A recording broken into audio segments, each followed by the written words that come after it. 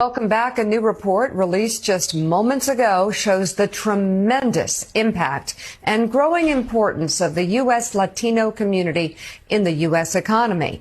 The 2023 official Latino Donor Collaborative U.S. Latino GDP report provides a comprehensive view of the Latino community's impact on both the national and state level economies. And here's one of the key findings. U.S. Latinos are generating an incredible $3.2 trillion in GDP overall. That places the U.S. Latino economy as the fifth largest in the world, surpassing the economies of India, the United Kingdom, and France. Joining us now to dig into these numbers, co-founder and chairman of the board at Latino Donor Collaborative, Saul Trujillo. Saul, thanks for being on this morning. Before we get into some of the charts and the specifics on this, what are some of the other key takeaways that you found in this report? Well, I think there's two pieces. One is the numbers that you talked about, which, you know, I think in the United States, we don't really recognize that the Latino cohort is now driving 20% of all of our GDP growth in the country. Okay, that's number one. And it's only going to get bigger because the youthfulness of the cohort, meaning with a heavy concentration of 11 to 14 years old, there's 1 million young people that are turning 18 every year. So it's going to only grow for the next 30 or 40 years. So the U.S. is going to be buoyed economically by this cohort. And most people don't talk about it, don't realize it, don't understand it, which is why we do the report. And the second part is, as you look at the other data in there regarding states, and each of the individual states and the impact that the Latino cohort is having on population growth, but more importantly, economic growth, labor force growth rate, because you can't grow an economy without growing labor force growth. And so when you look at a Florida, you look at a Texas, but you can look at North Dakota, they're all growing.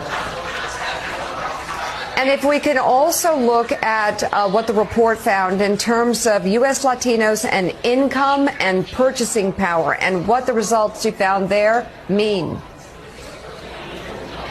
Well, you know, there's a lot of people that say, you know, this generation is going to be inadequate for competing in this next technology kind of world that we're in. And the data would say that the Latino cohort, their educational growth and attainment now is exceeding those of every other cohort in terms of growth rates.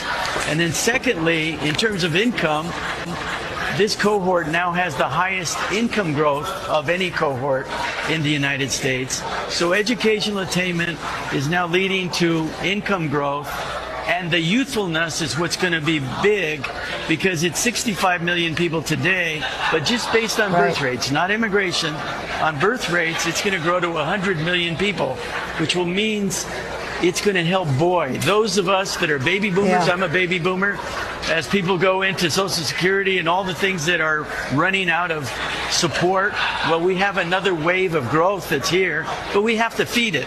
And the one big message I'm trying to deliver is, let's understand it, but we have to feed it in terms of policies and capital. I'm a capitalist, so I believe in, you know, capital should flow there, and less than 1% of all invested capital as of a year ago does not, or less than 1% flows into the cohort when it's creating so much growth. It doesn't make sense if you believe in a capitalist system. Just as we close, another thing that the report found is Latinos play a significant role in bolstering the U.S. economy, population growth, workforce participation, increased productivity linked to educational attainment, economic power, also leading to political power. It's a fascinating report. Co-founder and chairman of the board at Latino Donor Collaborative, Saul Trujillo, thank you very much for being on this morning. We really appreciate it. All right. Thank you.